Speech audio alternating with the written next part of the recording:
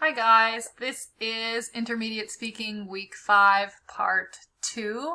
So we just finished watching the PowerPoint to introduce some vocabulary, and now we're going to look at our textbook. So we are on Pathways, page 81.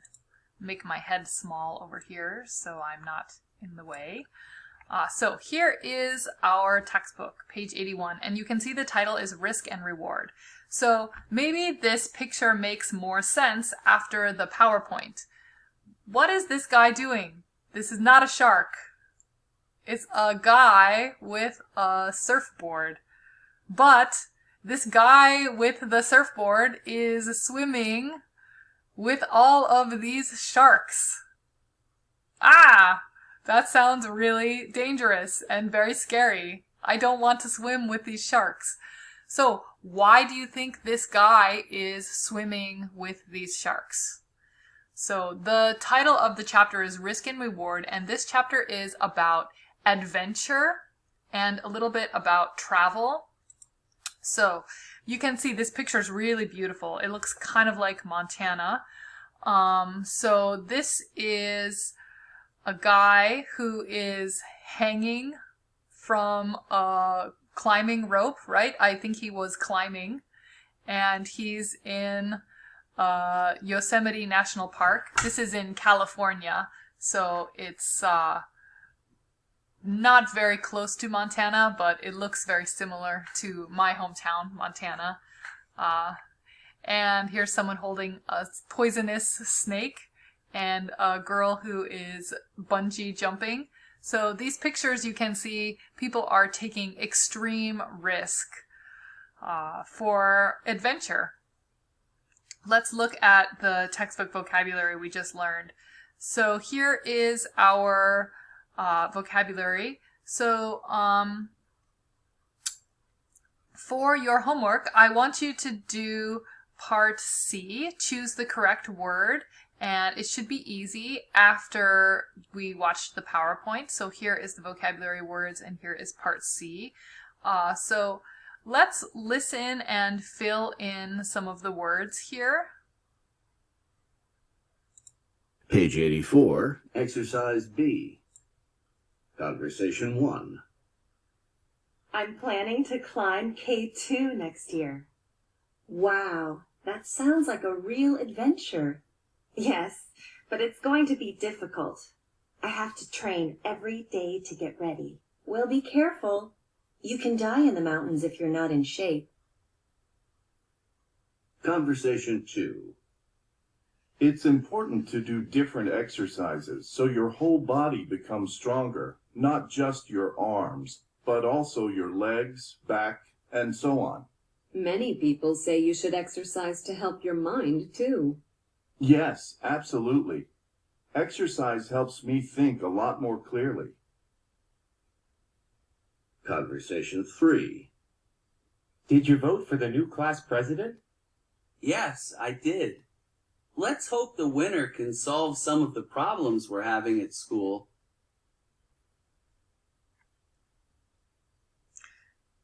Okay, so I mentioned in the last video that your textbook will talk about this, nouns that end in ER or ING.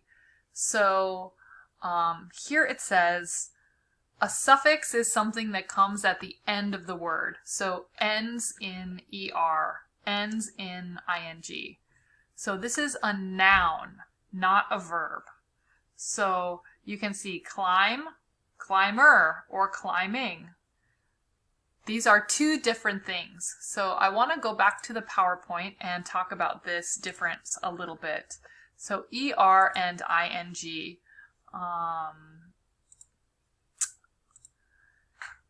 ER is some person who does the action. So the noun is the person. Like me, I am a teacher. I am teaching now. So I am a teacher. That's me, the person. So you are a student, but we could call you also a studier because you are studying now. So the person who does the action has plus ER. Now, ING is different, and it is the action. So photographing. Maybe the sentence is, photographing is fun.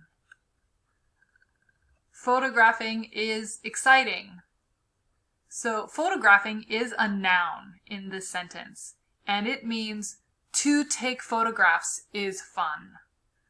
The action of taking photographs is exciting. The idea of a photographing person, the idea of somebody taking a picture. So it's not a verb. You don't know who is taking the picture. Photographing is fun. Who photographing?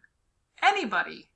Me, you, it can be anybody. I don't know more information about who is doing the picture taking.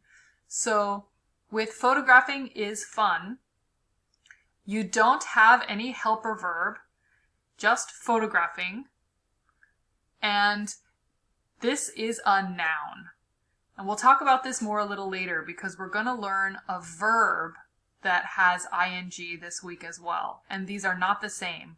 Ing here with no helper verb, just photographing, that is a noun. And I don't know who does it. I don't know who does the action. It's just the action. Somebody doing this action is cool, is fun. So, swim. Swimmer is a person who swims. Swimming, maybe the sport. Swimming is difficult. Swimming makes me feel tired. I like swimming.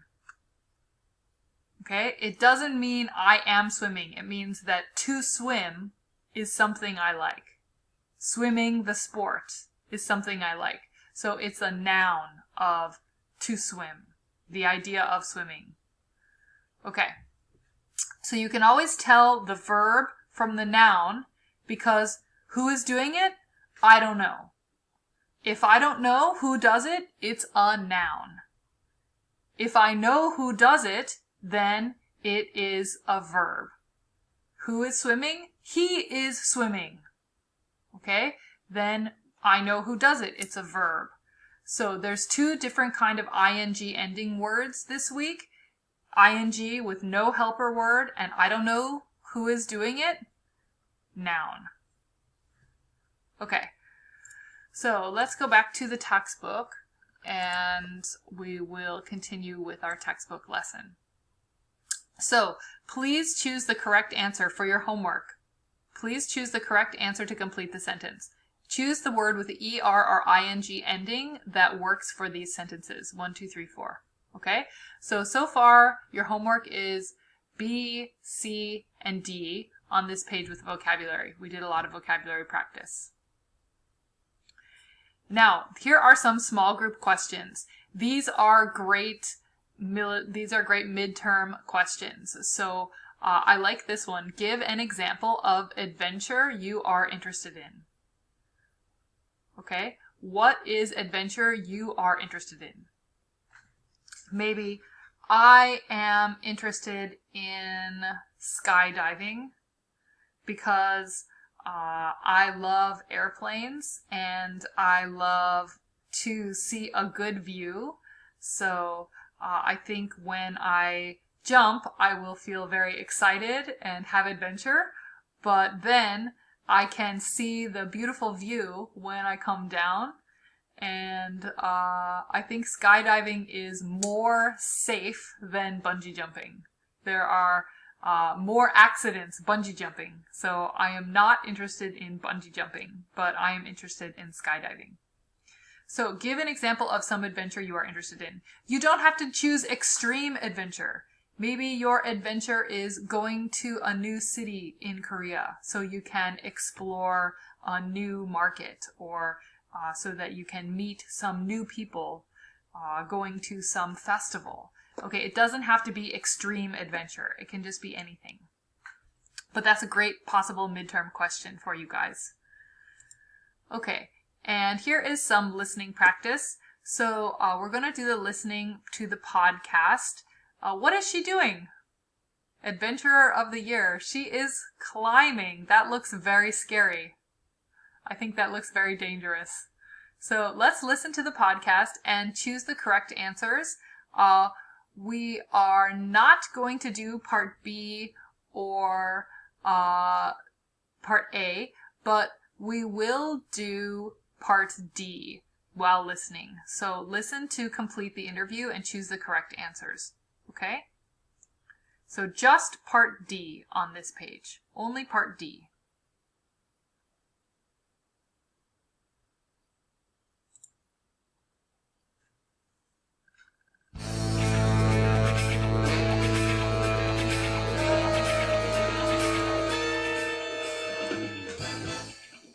Welcome. If you're interested in adventure, you're listening to the right show.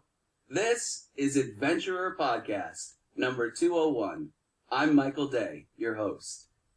As usual, this time of year, I'd like to tell you about National Geographic's Adventurer of the Year Award. With me today is student reporter Gina Anaka to tell us about this award. Welcome, Gina. Thank you, Michael. I'm happy to be here. So, first, can you tell everyone what the Adventurer of the Year Award is? Of course. Each year, National Geographic chooses 10 of the best adventurers from around the world. Then people vote for one of these adventurers, and the winner receives the award. So, what kind of people does National Geographic choose? That's a good question. Adventurer can mean different things. An adventurer is often someone who does a dangerous or extreme sport like mountain climbing, surfing, or highlining. But someone can be adventurous in their work too. For example, photographers take pictures of interesting people and places, and explorers travel all over the world and discover many things. They are adventurers too.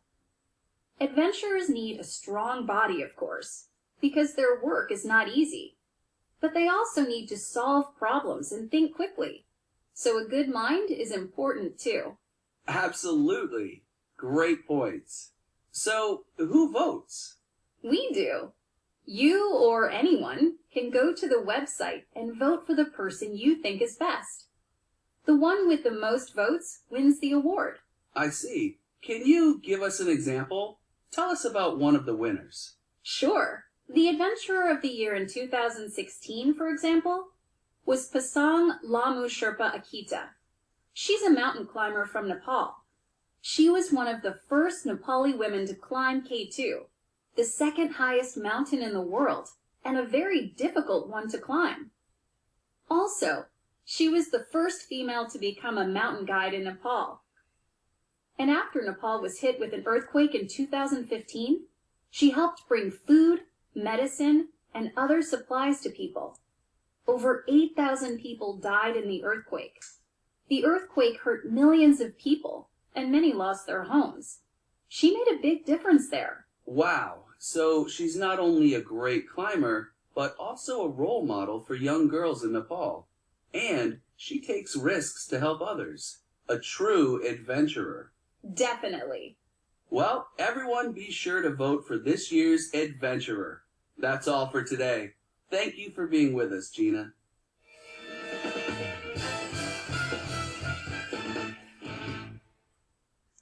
Okay. Let me get out of the full screen. Okay. All right, so again, only part D for this. The video is now getting over 10 minutes, so I will stop here and we will continue with part 3 video. So thanks for watching. I will see you guys in part 3.